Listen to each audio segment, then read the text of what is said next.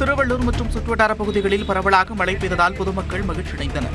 ஈக்காடு, ஒதிக்காடு, மூலக்கரை, ராமதண்டலம், தாரைப்பாக்கம் உள்ளிட்ட பல்வேறு பகுதிகளில் மிதமானது முதல் கனமழை வரை பதிவானது. கடந்த 8 நாட்களாக மாலை முதல் இரவு வரை விட்டுவிட்டு மழை பெய்து வருவதால் வெப்பம் தணிந்து குளிர்ச்சியான சூழல் நிலவியது.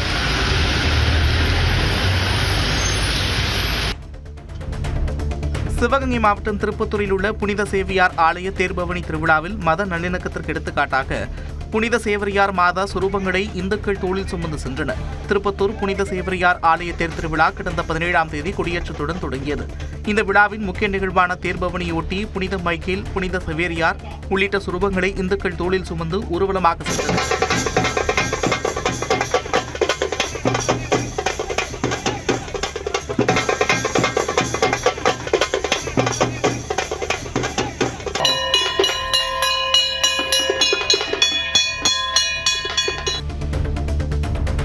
கொடைக்கானல் மலைப்பகுதியில் போதிய மழைப்பொழிவு இல்லாததால் குடிநீர் தட்டுப்பாடு ஏற்பட்டுள்ளது. சில பகுதிகளில் லாரிகள் மூலம் தண்ணீர் விநியோகிக்கப்பட்டு வரும் நிலையில் ஏராளமான தங்கும் விடுதிகளில் அடிப்படை தேவைகளுக்கு கூட தண்ணீர் இல்லாத சூழல் நிலவுகிறது.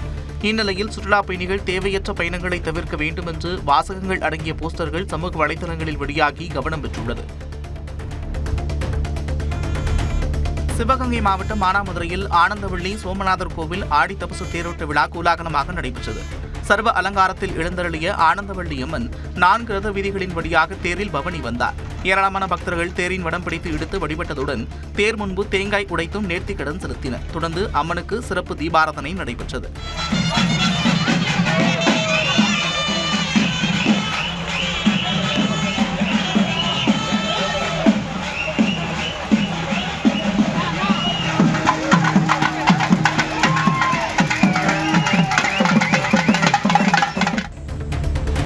கோவை மாவட்டம் மேட்டுப்பாளையம் சந்தையில் வெள்ளைப்பூண்டு வரத்து அதிகரித்ததால் வடமாநில விவசாயிகள் போட்டி போட்டுக் கொண்டு வாங்கிச் சென்றனர். தற்போது நீலகிரி மாவட்டத்தில் வெள்ளைப்பூண்டு சீசன் தொடங்கியிருப்பதால் மார்க்கெட்டுக்கு வெள்ளைப்பூண்டு வரத்து அதிகரித்து காணப்படுகிறது. இதனால் மத்திய பிரதேசம், ராஜஸ்தான் ஆகிய வடமாநிலங்களிலிருந்து வந்த வியாபாரிகள் போட்டி போட்டுக் கொண்டு வெள்ளைப்பூண்டை வாங்கிச் சென்றனர். மயிலாடுதுறை மாவட்டம் சீர்காழி அருகே பனங்காட்டு மாரியம்மன் கோயில் காவடி திருவிழா விமர்சையாக நடைபெற்றது. வழுதலைகுடி கிராமத்தில் உள்ள பனங்காட்டு மாரியம்மன் கோயிலில் ஆடி 1ஆம் தேதி அன்று காப்பு கட்டும் நிகழ்ச்சி நடைபெற்று அம்மனுக்கு சிறப்பு அலங்கார பூஜைகள் மற்றும் அபிஷேக அலங்காரம் செய்யப்பட்டு தீபாராதனை காண்பிக்கப்பட்டது. இதனையடுத்து 300க்கும் மேற்பட்ட பெண்கள் கரகம் எடுத்து பால்குடம் ஏந்தியும் அலகு காவடி ஏந்தி நேர்த்திக்கடனை செலுத்தினர். திருச்சி அரசு சட்டக்கல்லூரியில் நடந்த பட்டமளிப்பு விழாவில் திருநங்கைகள் ஜோஷ்வா ஜாஸ்மின், சௌமியா, சாசு ஆகியோர் பட்டம் பெற்றனர். ஊடகங்களிடம் பேசிய அவர்கள் அரசின் உதவிகளால் உயர்கல்வி கனவு நிறைவேறியதாக கூறினர். மேலும் வேலைவாய்ப்புகளில் சிறப்பு இடஒதுக்கீடு வழங்க வேண்டும் என வலியுறுத்தினர். இந்த ஹரிசாண்டல் ரிசர்வேஷனில் எங்களுக்கு 1% இடஒதுக்கீடு கொடுத்தா கண்டிப்பாக நாங்கள் மேன்மேலும் உயர்ந்து வருவோம். அது எஜுகேஷன்லேயே ஆகட்டும், எம்ப்ளாய்மெண்ட்லேயே ஆகட்டும். இதோடைய tuition fees including hostel fees முதற்கொண்டு ஈவன் ஃபர்ஸ்ட் பஸ்ஸுக்கான ஃபேர் முதற்கொண்டு தந்துடுறாங்க. ஸோ அதை பயன்படுத்தி எல்லா திருநங்கைகளும் எல்லா துறையிலையும் படிக்கணுங்கிறது தான் என்னுடைய வேண்டுகோள். நீலகிரி மாவட்டம் கூடலூரில் வனப்பகுதியை விட்டு வெளியேறிய யானை காரை வழிமறித்த சம்பவம் பரபரப்பை ஏற்படுத்தியது.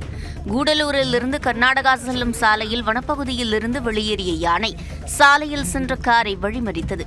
காரில் இருந்தவர்கள் அச்சத்தில் உறைந்த நிலையில் காரின் அருகே வந்த யானை உற்று நோக்கி பார்த்துவிட்டு காரை கடந்து சென்றது.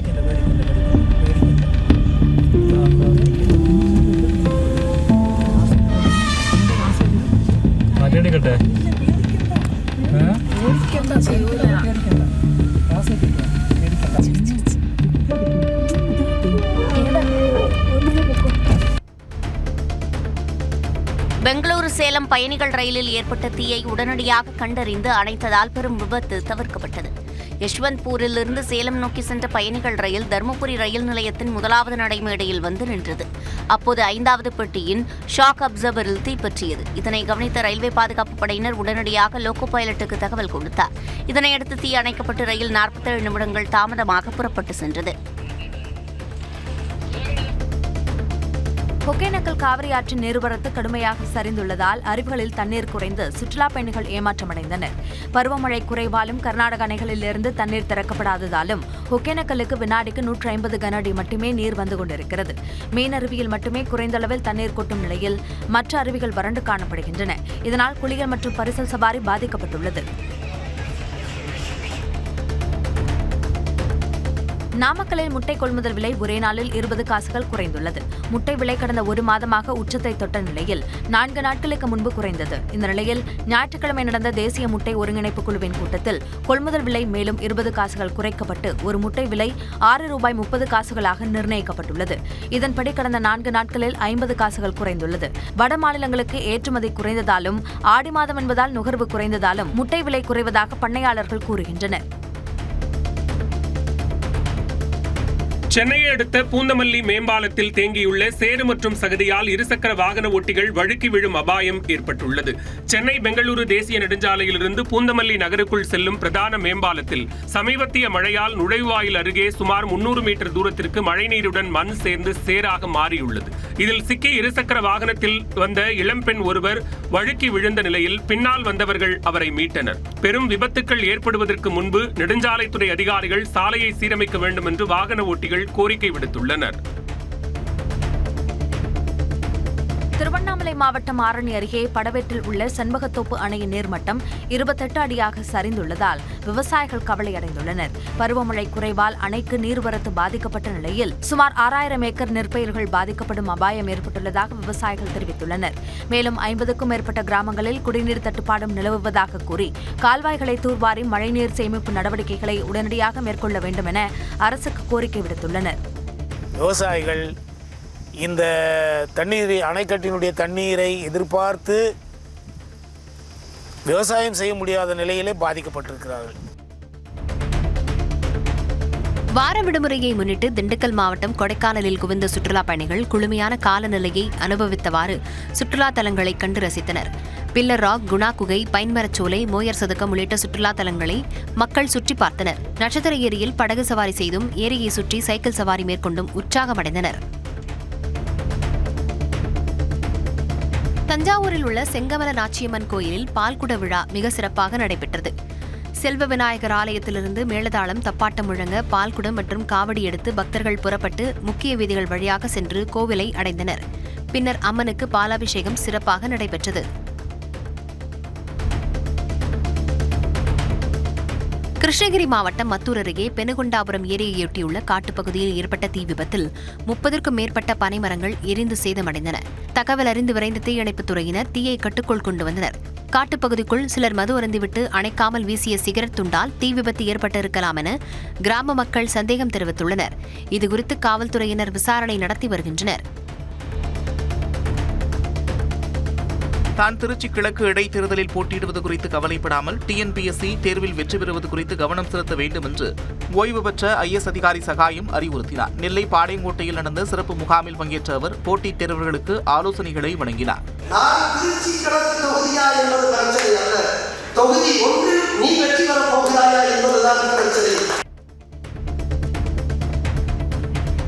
கள்ளக்குறிச்சி மாவட்டம் உளுந்தூர்பேட்டை அருகே 100 ஆண்டுகள் பழமையான மரம் வேரோடு சாய்ந்து சாலையின் குறுக்கே விழுந்ததால் போக்குவரத்து பாதிக்கப்பட்டது. பாண்டூர் கிராமம் அருகே பெய்த மழை மற்றும் பலத்த காற்றால் மரம் விழுந்த நிலையில் உளுந்தூர்பேட்டை திருவெண்ணைநல்லூர் சாலையில் 2 மணி நேரத்திற்கும் மேலாக வாகனங்கள் அணிவகுத்து நின்றன. தீயணைப்புத் துறையினரும் போலீசாரும் மரத்தை அகற்றி போக்குவரத்தை சீரமைத்தனர்.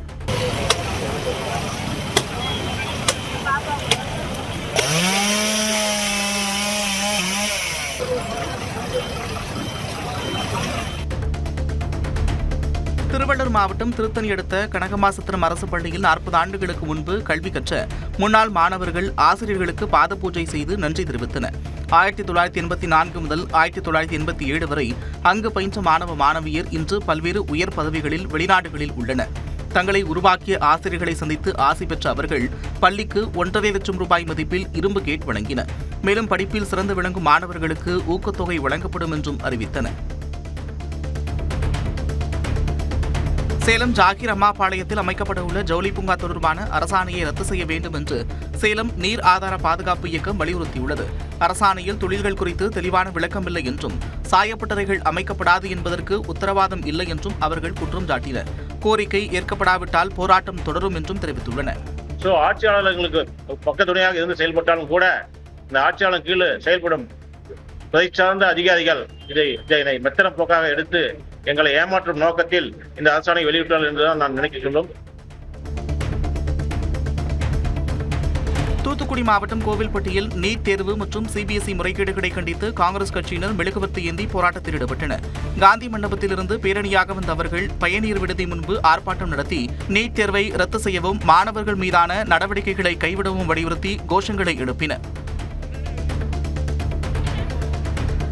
தருமபுரி மாவட்டம் பாப்பிரெட்டிப்பட்டியில் மாவட்ட அளவிலான சதுரங்க போட்டி நடைபெற்றது. இதில் 50க்கும் மேற்பட்ட பள்ளிகளைச் சேர்ந்த 332 மாணவ மாணவிகள் பங்கேற்று திறமையை வெளிப்படுத்தினர்.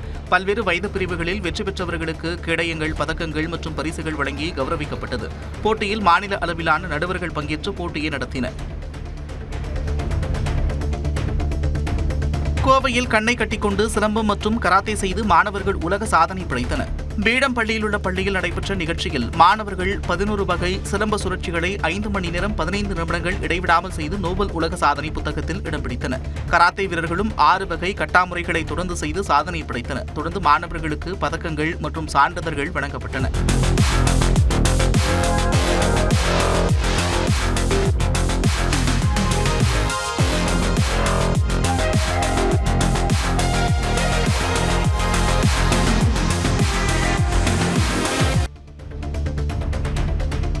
சிவகங்கை அருகே நெய் வியாபாரி வெட்டி கொலை செய்யப்பட்ட சம்பவத்தில் குற்றவாளிகளை கைது செய்யக்கோரி அவரது உறவினர்கள் சாலை மறியல் போராட்டத்தில் ஈடுபட்டனர். முளைக்குளத்தைச் சேர்ந்த ரஜினி ஆர்எஸ்பதி காட்டுப்பகுதியில் கொலை செய்யப்பட்டு கிடந்தார். அவரது உடல் சிவகங்கை அரசு மருத்துவக் கல்லூரி மருத்துவமனையில் வைக்கப்பட்டிருந்த நிலையில் மருத்துவமனை வாயில் அருகே உறவினர்கள் மறியல் போராட்டத்தில் ஈடுபட்டனர். இதனால் தஞ்சை மானாமதுரை தேசிய நெடுஞ்சாலையில் சிறிது நேரம் போக்குவரத்து பாதிக்கப்பட்டது. காவல்துறை நடத்திய பேச்சுவார்த்தைக்கு பிறகு போராட்டம் கைவிடப்பட்டது. மதுரை மீனாட்சிபுரத்தில் 107 ஆண்டுகள் பழமையான ஆலமரத்திற்கு பிறந்தநாள் விழா கொண்டாடப்பட்டது. செல்லூர் கண்மாய்க்கரை பொதுமக்கள், மாணவர்கள் மற்றும் இயற்கை ஆர்வலர்கள் இணைந்து கேக் வெட்டி மரங்களை பாதுகாக்க உறுதிமொழி ஏற்றுக்கொண்டனர். தொடர்ந்து மரங்களின் முக்கியத்துவம் மற்றும் இயற்கை வளங்களை பாதுகாக்க வலியுறுத்தும் வகையில் விழிப்புணர்வு ஓவியங்களும் வரையப்பட்டன. நான் 64 வயசு எனக்கு இப்போ ஆயிடுச்சு. நான் இதை 7 வயசுல இருந்து நான் பார்க்குறேன். இந்த மரம் அப்பயே பெருசாக இருந்துச்சு. என்னுடைய வயசு அந்த இதை ஒரு கணக்கு பண்ணி 107வது வருடம் 100வது ஆண்டு விழான்னு கொண்டாடினேன். அதுலேருந்து 101, 102 இன்னைக்கு 107வது ஆண்டு விழா இன்னைக்கு கொண்டாடிக்கிட்டு இருக்கேன்.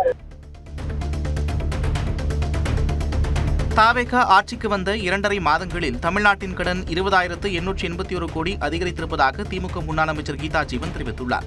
கோவில்பட்டியில் நடந்த நிர்வாகிகள் கூட்டத்தில் பங்கேற்பதற்கு முன்பு ஊடகங்களிடம் பேசிய அவர், முதலமைச்சர் விஜய் சொன்னதை எதையும் செய்யவில்லை என்றும் குற்றம் சாட்டினார்.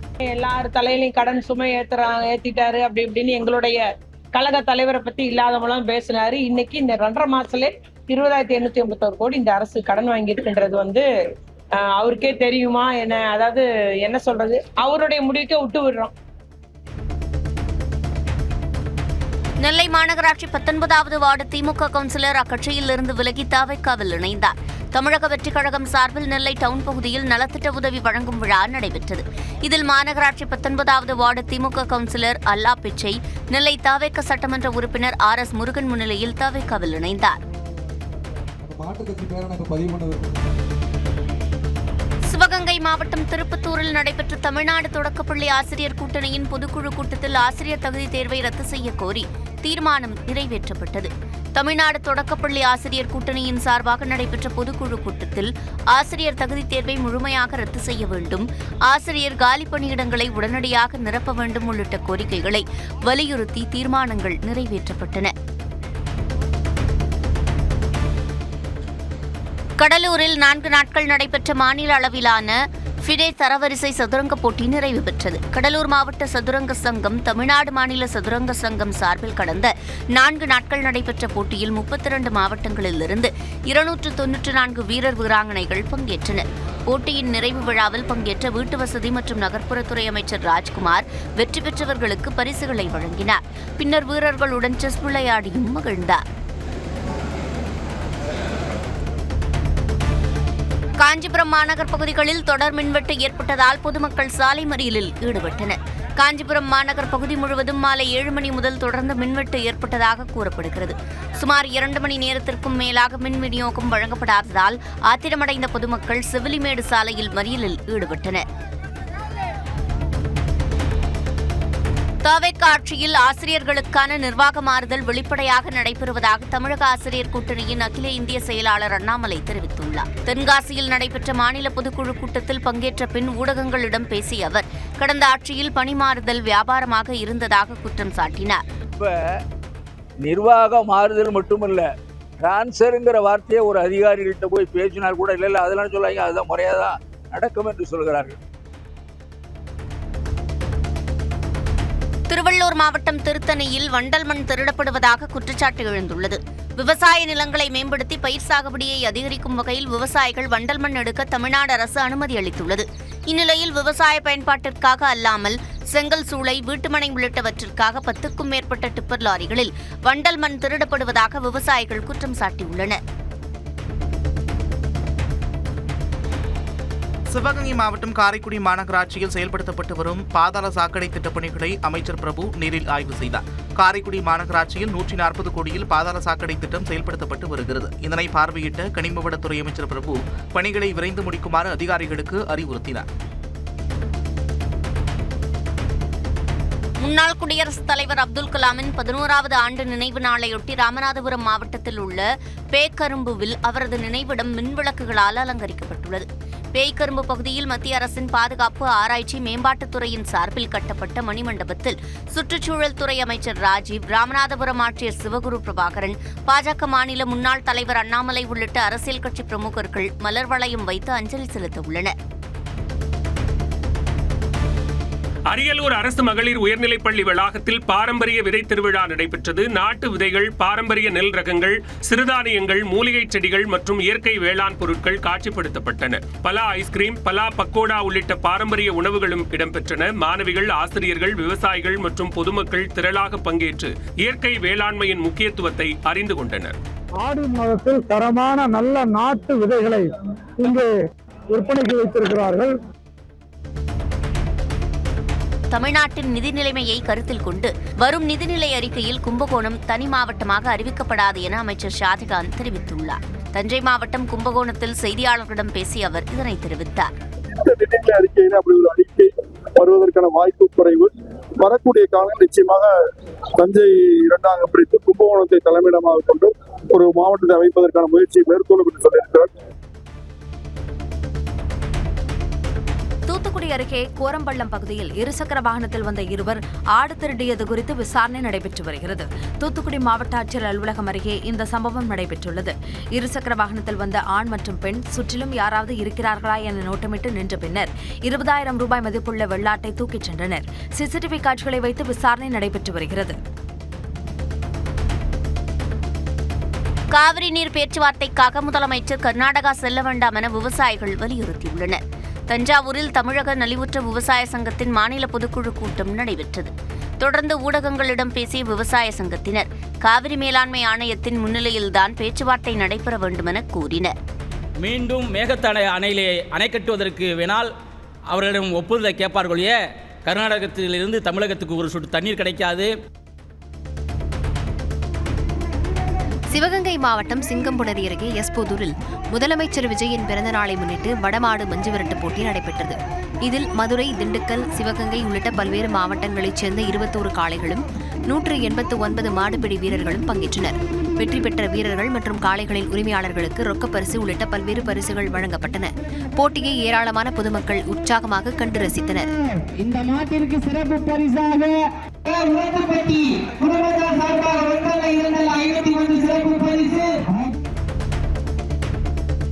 சிவகங்கை மாவட்டம் திருப்பத்தூர் நாச்சியாபுரம் சாலையில் அடுத்தடுத்து நிகழ்ந்த விபத்துகளில் இளம்பெண் உள்பட 2 உயிரிழந்தனர். தென்கரை மேம்பாலம் அருகே கார் புளிய மரத்தில் மோதிய விபத்தில் திவ்யா என்ற இளம்பெண் உயிரிழந்தார். அதேபோல தென்கரை 4 வழிச்சாலை மேம்பாலத்தில் சென்ற இருசக்கர வாகனம் விபத்தில் சிக்கியதில் காளிதாஸ் என்ற கட்டட ஒப்பந்ததாரர் உயிரிழந்தார். தமிழ்நாட்டில் மீண்டும் திமுக ஆட்சி மலரும் என்று முன்னாள் அமைச்சர் KK ராமச்சந்திரன் நம்பிக்கை தெரிவித்துள்ளார். விருதுநகர் மாவட்டம் அருப்புக்கோட்டையில் வாக்களித்த மக்களுக்கு நன்றி தெரிவித்த போது பேசிய அவர் விரைவில் ஆட்சி மாற்றம் ஏற்படும் என்றார். விரைவில் அதுக்கு ஒரு மாறுதல் வரும்.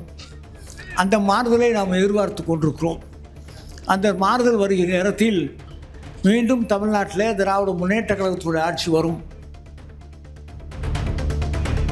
வத்தலகுண்டு அருகே விபத்து ஏற்படுத்தியதாக கூறி அரசு பேருந்து முன்பு இருசக்கர வாகனத்தை நிறுத்திய இளைஞர்கள் நடத்துனரை தாக்கி ரகளையில் ஈடுபட்டனர்.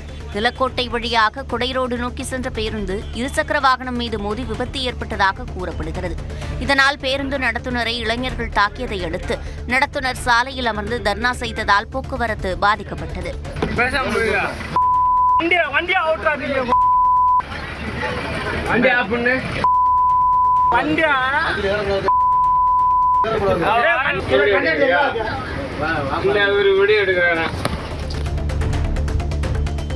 திருத்தணி அருகே சிறுமியை பாலியல் வன்கொடுமை செய்த இளைஞரையும் உடந்தையாக இருந்த சிறுமியின் தாயையும் காவல்துறையினர் கைது செய்தனர்.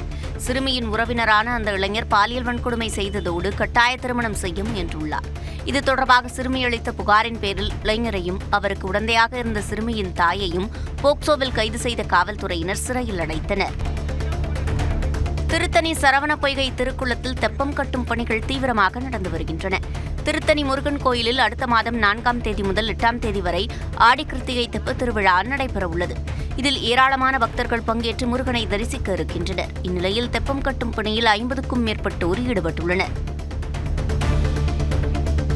மேகதாது அணையை உடனடியாக கட்ட வலியுறுத்தி எல்லைப் பகுதியில் கர்நாடக அமைப்பினர் ஞாயிற்றுக்கிழமை நடத்திய போராட்டம் முடிவுக்கு வந்ததை அடுத்து தமிழக அரசு பேருந்துகள் மீண்டும் கர்நாடகாவுக்கு வழக்கம் போல் இயக்கப்படுகின்றன. பாதுகாப்பு காரணமாக ஞாயிற்றுக்கிழமை அதிகாலை முதல் ஹொசூர் வரை மட்டுமே இயக்கப்பட்ட பேருந்துகள் போராட்டம் முடிந்ததும் கர்நாடக எல்லையை நோக்கி இயக்கப்பட்டன. பேருந்து சேவை சீரானதால் பயணிகள் நிம்மதியுடன் தங்களது பயணத்தை தொடர்ந்தனர். மேகதாது அணையை அனுமதிக்கக் கூடாது என பிரதமர் மோடியிடம் வலியுறுத்த பாமக தலைவர் அன்புமணி தயாரா என தமிழ்நாடு காங்கிரஸ் கமிட்டி தலைவர் மாணிக்கம் தாக்கூர் வினவியுள்ளார். சென்னை விமான நிலையத்தில் செய்தியாளர்களை சந்தித்த அவர் முதலமைச்சரின் கர்நாடக பயணத்தை அரசியலாக்குவது நியாயமில்லை என்றார். அன்புமணி அவர்களை பொறுத்த மட்டும் இதே பிரதமர்கிட்ட போய் சொன்னார்னா போதும், நீங்க மேகதாது கட்ட விடாம இருக்கணும், உங்கள்கிட்ட அப்ரூவல் வரும்போது கட்ட விடாம இருக்கணும், அதை சொல்ல தயாரா இருக்காரா அண்ணன் அன்புமணி? புதுக்கோட்டை மாவட்டம் பேராங்குளம் அருகே அறுவை சிகிச்சைக்கு பின் பெண் உயிரிழந்ததால் உறவினர்கள் தனியார் மருத்துவமனையை முற்றுகையிட்டு சாலை மறியலில் ஈடுபட்டனர். தனம் என்ற 42 வயது பெண்ணுக்கு கர்ப்பப்பையில் நீர் கட்டி இருப்பதாக கடந்த 2 மாதங்களுக்கு முன்பு அறுவை சிகிச்சை செய்யப்பட்டுள்ளது. இந்நிலையில் கடந்த 23ஆம் தேதி ஸ்டிராய்டு ஊசி செலுத்தப்பட்ட பின்னர் தனம் மயங்கி விழுந்ததால் திருச்சியில் உள்ள தனியார் மருத்துவமனைக்கு மாற்றப்பட்ட நிலையில் உயிரிழந்தார். இதனையடுத்து பெண்ணுக்கு அறுவை சிகிச்சை செய்து மருத்துவமனையை முற்றுகையிட்ட உறவினர்கள் போராட்டத்தில் ஈடுபட்டனர். சிவகங்கை மாவட்டம் இளையான்குடி பஜார் பகுதியில் ஜவுளி கடைக்குள் புகுந்த மர்ம நபர் கடை உரிமையாளரை வெட்டிய சம்பவம் அதிர்ச்சியை ஏற்படுத்தியுள்ளது. முகமது ஆசிப் என்பவர் வழக்கம் போல கடையில் இருந்தபோது துணி வாங்குவதாக கூறி வந்த நபர் ஒருவர் தாம் மறைத்து வைத்திருந்த சிறிய வாளை எடுத்து அவரை வெட்டிவிட்டு தப்பியதாக கூறப்படுகிறது. இதில் கை, தலை மற்றும் கழுத்தில் காயமடைந்த அவர் சிகிச்சைக்காக அனுமதிக்கப்பட்டுள்ளார். தாக்குதலுக்கான காரணம் மற்றும் தாக்குதல் நடத்தியவர் யார் என்பது குறித்து இளையான்குடி காவல் நிலைய காவலர்கள் விசாரணை நடத்தி வருகின்றனர். திண்டுக்கல் மாவட்டம் சிறுமலையில் வீட்டில் வைத்து கஞ்சா விற்பனை செய்த பெண் கைது செய்யப்பட்டார். பொன்னுருவி கிராமத்தைச் சேர்ந்த ரஞ்சிதம் என்பவரது வீட்டில் காவலர்கள் சோதனை செய்தனர். அப்போது அவர் கஞ்சா பதுக்கி வைத்து விற்பனை செய்தது தெரியவந்தது. இதனையடுத்து அவரை கைது செய்த காவலர்கள் அவரிடமிருந்து 6 கிலோ கஞ்சாவை பறிமுதல் செய்தனர். திருவாரூர் மாவட்டம் நன்னிலம் அருகே உப்பு தண்ணீரால் அறுவடைக்கு தயாராக இருந்த 1000 ஏக்கர் நெற்பயிர்கள் பதராக மாறியதால் விவசாயிகள் கவலையடைந்துள்ளனர். மணவாளம்பேட்டை, ஆலங்குடி, திருக்கண்டீஸ்வரம் பகுதிகளில் நெற்பயிர்களில் கதிர்முற்றி அறுவடைக்கு தயாராக உள்ளது. இந்நிலையில் அதீத வெப்பம் காரணமாக நிலத்தடி நீர் பாதிக்கப்பட்டதால் ஆழ்துளை கிணறுகளில் இருந்து எடுக்கப்படும் நீர் உப்புத்தன்மையுடன் இருப்பதால் நெற்பயிர்கள் பதராக மாறியுள்ளன. எனவே அரசு உரிய இழப்பீடு வழங்க வேண்டும் என்று விவசாயிகள் கோரிக்கை விடுத்துள்ளனர். சிவகங்கை மாவட்டம் மானாமதுரையில் உள்ள முத்துமாரியம்மன் கோயிலில் மஞ்சள் நீராட்டு விழா வெகு விமர்சையாக நடைபெற்றது. முத்துமாரியம்மன் கோயிலில் 158ஆம் ஆண்டு பொங்கல் முளைப்பாரி உற்சவ ஆடித்திருவிழா கடந்த 17ஆம் தேதி காப்பு கட்டுதலுடன் துவங்கியது. இதன் ஒரு பகுதியாக அம்மனுக்கு மஞ்சள் நீராட்டு விழா நடந்தது. இதைத் தொடர்ந்து பாரம்பரிய முறைப்படி பெண்கள் மீது முறைமாமன்களும், முறைமாமன்கள் மீது பெண்களும் மஞ்சள் தண்ணீர் ஊற்றும் நிகழ்ச்சி நடந்தது.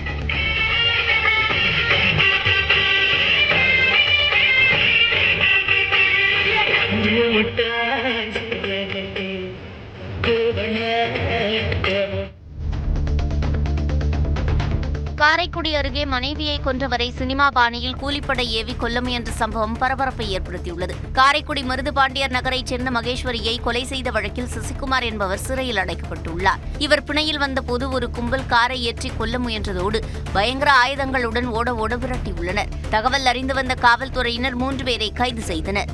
விசாரணையில் மகேஸ்வரியின் கணவர் பாண்டிக்குமார் பணம் கொடுத்து ஆட்களை அனுப்பியது தெரியவர கூலிப்படை தலைவர் உள்பட 4 பேரை காவல்துறையினர் தேடி வருகின்றனர். தஞ்சாவூர் மாவட்டம் கும்பகோணத்தில் ஜனநாயகன் திரைப்படத்திற்காக வைக்கப்பட்டிருந்த பேனர் கிழிக்கப்பட்டது தொடர்பாக 2 கைது செய்யப்பட்டனர். தமிழக வெற்றிக்கழக நிர்வாகிகள் அளித்த புகாரின் பேரில் கும்பகோணம் கிழக்கு காவல் நிலைய காவலர்கள் வழக்கு பதிவு செய்து விசாரணை நடத்தினர். இதில் திமுக 18வது வார்டு துணைச் செயலாளர் உள்ளிட்ட 2 கைது செய்து தொடர்ந்து விசாரணை மேற்கொண்டு வருகின்றனர். திருத்தணி அருகே சென்னை திருப்பதி தேசிய நெடுஞ்சாலையில் கார் மோதியதில் முதியவர் உயிரிழந்தார். சென்னை நோக்கி பூக்கள் ஏற்றிச் சென்ற கார் முதியவர் மீது மோதியது. ஆத்திரமடைந்த கிராம மக்கள் சாலை மறியலில் ஈடுபட்டதால் சுமார் 1 மணி நேரம் போக்குவரத்து பாதிக்கப்பட்டது. சுரங்கப்பாதை அமைக்கவும் உயிரிழந்தவரின் குடும்பத்திற்கு நிவாரணம் வழங்கவும் கோரிக்கை விடுத்தனர். உரிய நடவடிக்கை எடுக்கப்படும் என காவல்துறையினர் உறுதியளித்ததை தொடர்ந்து மறியல் போராட்டம் கைவிடப்பட்டது. தருமபுரி மாவட்டம் காரிமங்கலத்தில் 3வது ஆண்டாக கிளிமூக்கு மற்றும் விசிறிவால் சேவல் கண்காட்சி நடைபெற்றது. தமிழ்நாடு, கேரளா, கர்நாடகா உள்ளிட்ட பல்வேறு மாநிலங்களிலிருந்து 1000க்கும் மேற்பட்ட சேவல்கள் இந்த கண்காட்சியில் காட்சிப்படுத்தப்பட்டன. சேவல்களின் உயரம், மூக்கு, வால் மற்றும் கம்பீரத்தை நடுவர்கள் மதிப்பிட்டு சிறந்தவற்றை தேர்வு செய்தனர். வெற்றி பெற்ற சேவல்களின் உரிமையாளர்களுக்கு தங்க நாணயம், LED டிவி உள்ளிட்ட பரிசுகள் வழங்கப்பட்டன. மதுரை மாவட்டம் பிப்பிக்குளம் அருகே கால்வாய் சேற்றில் சிக்கிய ஜல்லிக்கட்டு காளையை தீயணைப்புத் துறையினர் பாதுகாப்பாக மீட்டனர். பந்தல்குடி கால்வாயில் காளை ஒன்று எதிர்பாராத விதமாக தவறி விழுந்து ஆழமான சேற்றில் மாட்டிக்கொண்டது. தகவல் அறிந்து அங்கு விரைந்த தல்லாக்குளம் தீயணைப்புத் துறையினர் காளையின் மீது கயிறுகளை கட்டி கடும் போராட்டத்திற்கு பிறகு அதனை மீட்டனர்.